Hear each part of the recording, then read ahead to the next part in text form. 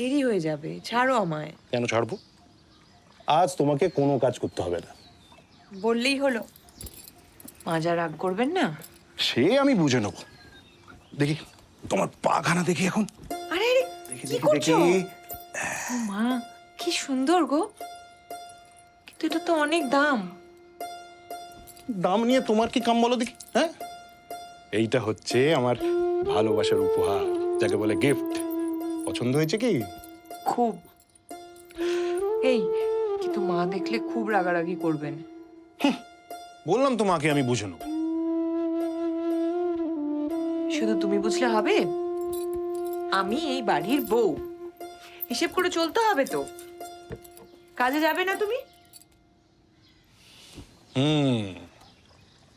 আজ তোমায় ছেড়ে কাজে যেতে মন চাইছে না। সরখেল বাবু সব টাকা কেটে নেবেন। ফসল তোলার সময় হয়েছে না?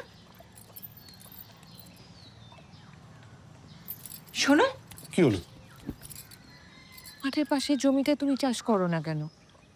তাহলে সরখেল বাবুর জমিতে লেবারই করতে হয় না। না গো লক্ষ্মী, ও জমি বাজা জমি। বাবার সময় কিছু চাষবাস হতো, তাও তো শেষবার মেলা লোকসান খেয়েছিল। এখন সরখেল বাবুর জমিতে চাষ করি, টাকা নিই, ব্যাস।